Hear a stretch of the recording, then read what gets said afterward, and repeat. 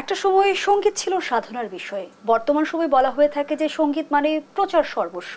একজন শিক্ষক হিসেবে কিরণচন্দ্র রায় এই বিষয়টিকে আপনি কিভাবে দেখেন?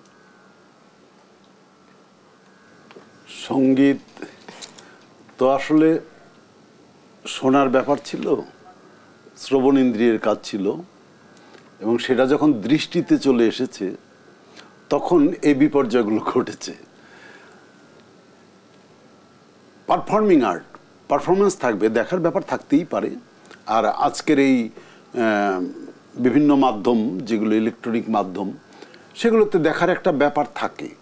কিন্তু গানটি গান না হয়ে যদি শুধু পারফরমেন্স নির্ভর হয় তাহলে সেটা সঙ্গীত হলো না।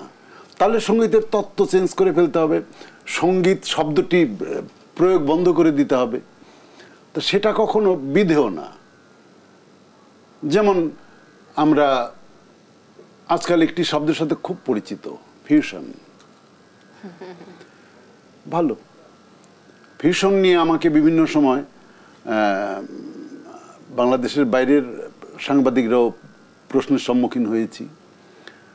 তা আমি খুব দ্ব্যর্থহীনভাবে বলতে চাই যে ফিউশনটি যদি কনফিউশনে দাঁড়ায় তাহলে ব্যাপারটা যা হয়, আমাদের ঠিক সঙ্গীতের পথ চলার পথে ঘটনাটা এরকমই বারবার ঘটছে। ফিউশনটা আগাগোড়াই ছিল। যেমন উচ্চাঙ্গ সঙ্গীতে রাগমালা করা হয়, রাগমালা একটা রাগ থেকে আরেকটা রাগে যাচ্ছে, আর একটা রাগ থেকে আরেকটা রাগে যাচ্ছে, আর একটা রাগ থেকে আরেকটা রাগে যাচ্ছে। এই যে মালা গাথা, এটা কিন্তু ফিউশন। কারণ একটা টেস্ট থেকে পট করে আর একটা টেস্ট দেখা গেল, খাম্বাস থেকে চট করে সে কাফিতে চলে গেল, বা কাপির থেকে সে বিহাগে চলে গেল, মালকোষ দিয়ে শেষ করলো। এই যে 4-5টা রাগ দিয়ে মালা গাঁথলো, এটা কিন্তু ফিউশন।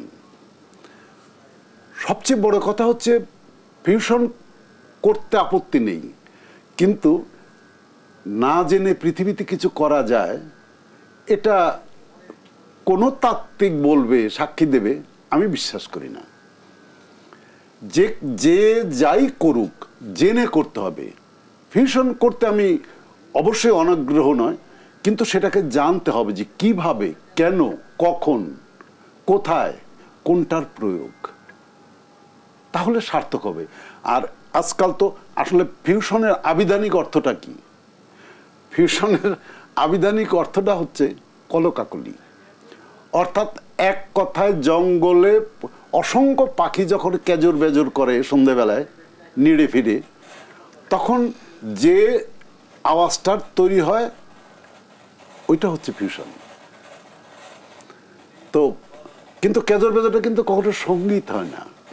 কিন্তু ওইটারই ধারাবাহিকতায় যদি মিলিয়ে সেইভাবে সেটাকে সেগ্রিগেশন না করি, একীভূত করি, যদি সুষ্ঠুভাবে সুনিপুণভাবে করা যায়, তাহলে সেটা ফিউশন হবে। আর না হলে ওই কনফিউশন, কলকাকলি, কেজর বেজর। এই ফিউশন কনফিউশনের মাঝে আমরা দেখছি অনেকেই আসলে নিজে নিজে শিল্পী বলে যাচ্ছেন। সঙ্গীত তো আসলে গুরুমুখী বিদ্যা। এই বিষয়টিকে আসলে একজন সঙ্গীত শিল্পী হিসেবে কিভাবে বিবেচনা নেবেন? সঙ্গীতের তো দ্বিতীয় কোনো পথ নেই, এটার কোনো শর্টকাট রাস্তা নেই। গুরুমুখী বিদ্যা তো বটেই, যদি না হতো তাহলে প্রচুর বই, সেই পণ্ডিত ভাতখান্দের থেকে শুরু করে অদ্যাবধি অসংখ্য বই স্বরলিপি করা আছে, হ্যান আছে, তেন আছে।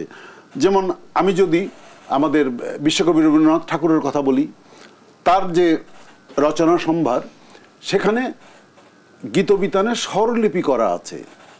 এখন আমাকে বিচার করতে হবে, আমি কি স্বরলিপি গাইব না গান গাইব। যদি স্বরলিপি গাওয়া হয়, বেশিরভাগ যেটা করে, তখন আর সেটা গান হয় না, সঙ্গীত হয় না। KL সাইগলকে দিয়ে রবীন্দ্রনাথ ঠাকুর রেকর্ডিং করিয়েছিলেন তার নিজের গান। তো সঙ্গত কারণে KL সাইগল অবাঙালি, উচ্চারণে সমস্যা থাকবে। আর অসাধারণ গুণী মানুষ KL সাইগল মানে তো বিখ্যাত ব্যাপার। তো তার গায়কের মধ্যে তার কিছু নিজস্বতা থাকবে, এটা খুব সঙ্গত কারণে। কিন্তু আশেপাশে তো বড় বড় মানুষের অনেকজন থাকে, গুরু এটা তো ঠিক হচ্ছে না, এটা তো ঠিক হচ্ছে না, গুরু আপনি এটা ওকে করে দিয়ে গেলেন, সাইন করে দিয়ে গেলেন। তো রবীন্দ্রনাথ শুধু মুখ ঘুরিয়ে ওদের দিকে বললেন যে হ্যাঁ ঠিকই বলেছ, তবে বড় ভালো গেয়েছে। এই যে বড় ভালো গাওয়া, এটা হচ্ছে সঙ্গীত।